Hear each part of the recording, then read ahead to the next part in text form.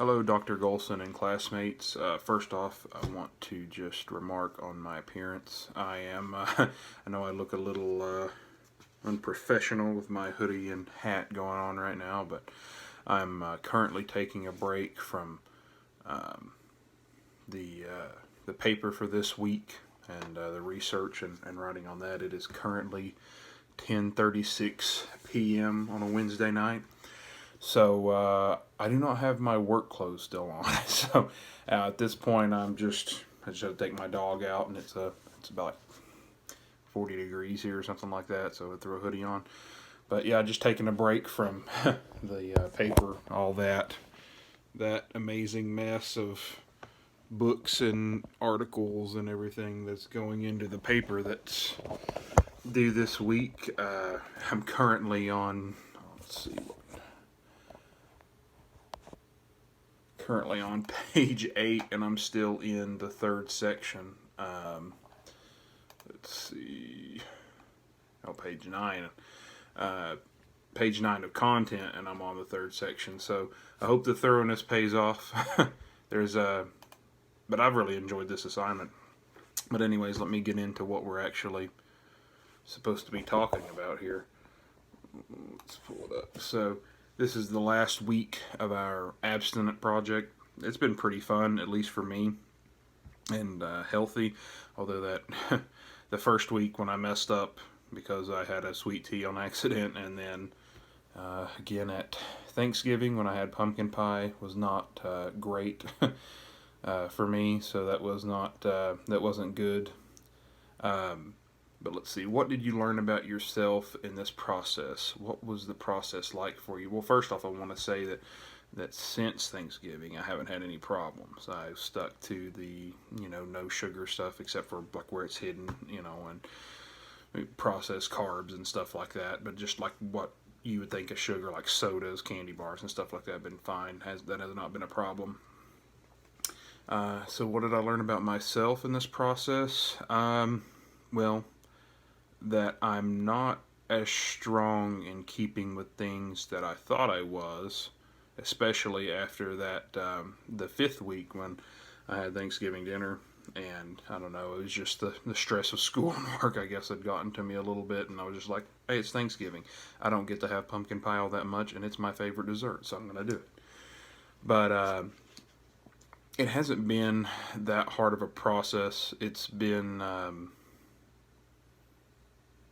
I've done it before. This time it's been harder than the first time, just because the first time I went into it, it was like, I'm going to try this, I'm going to sit down and do it, and I did it, and I didn't have school, all I had was work at the time, but so it wasn't too difficult, although, I'm sure if someone laid some pumpkin pie down right here, that would be a little difficult, but I enjoyed it. I lost a little weight along the way, so that's always good.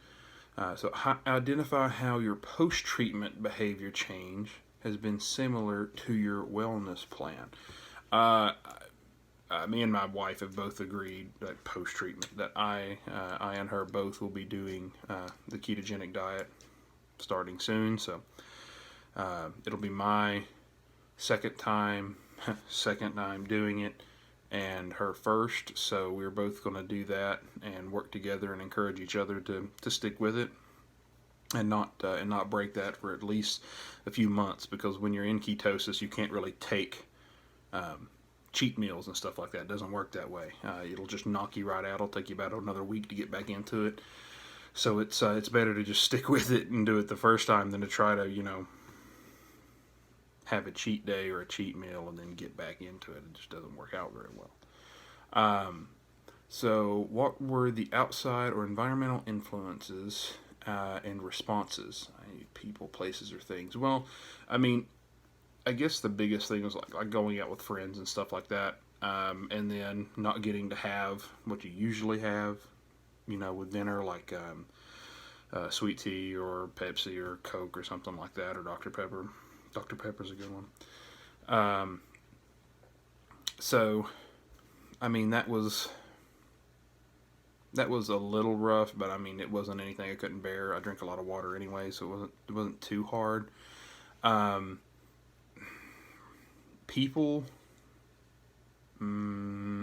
didn't really have any influences. My friends knew that I was doing this as a school project, but they're pretty apathetic to that kind of thing. They're just like, okay, yeah, that's cool. Good luck.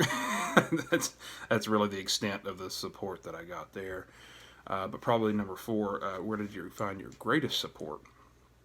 Probably my wife. She's fantastic. She wasn't happy when I broke it for Thanksgiving, but she understood, I guess, to some degree that was it wasn't an easy time for me to not do it just because of everything that was going on. Plus, it's pumpkin pie and it's Thanksgiving. Who doesn't have pumpkin pie on Thanksgiving? But her support was very beneficial. It wasn't a thing that was, giving up sugar entirely soul crushing, but she definitely let me have it when I got into the pumpkin pie on Thanksgiving, so that helped those last 2 weeks.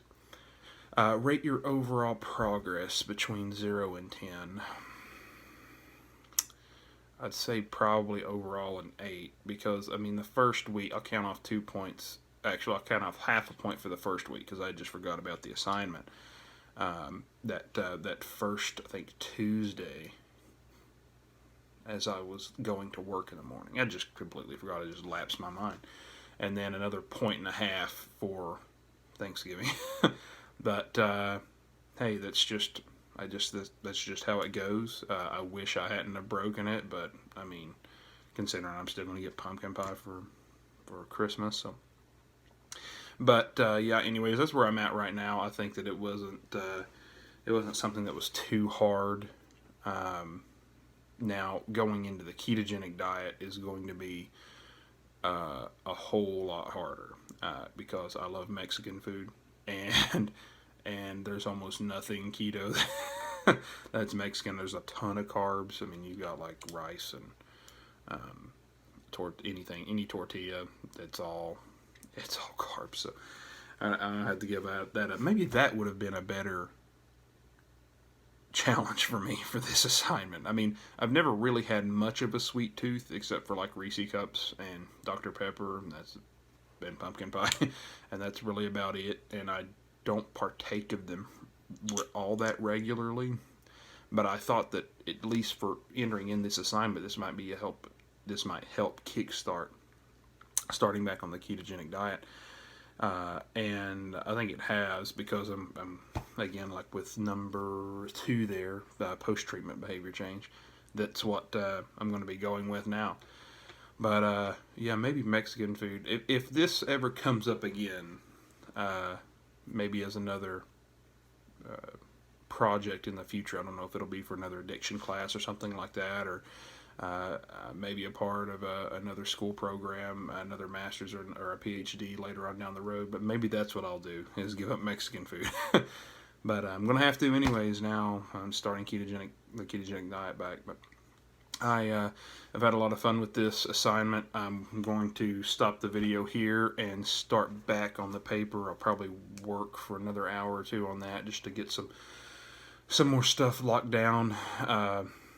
Really looking up the sources, that took up a lot of time. I had some sources from previous classes that really helped with this assignment, so that wasn't too hard. It was just going through so many files to find, and then going through the Liberty library system to find not only credible and evidence-based articles for the different treatment modalities that I was looking at, but you also run into problems that, well, like with the Boolean operators and stuff like that, if you don't type stuff in correctly, it just it freezes you up, or it puts up a bunch of stuff that just you don't need.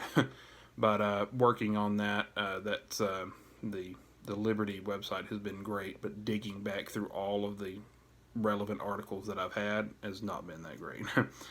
But I'll leave it there. I hope you guys have a great rest of your semester. We've got one week left, so stay strong.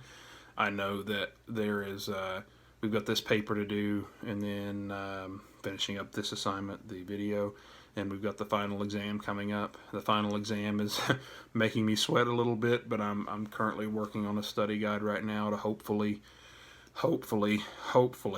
do well on that. So anyways, I hope you guys have a blessed night. God bless, and stay strong. Finish your semester strong. Bye.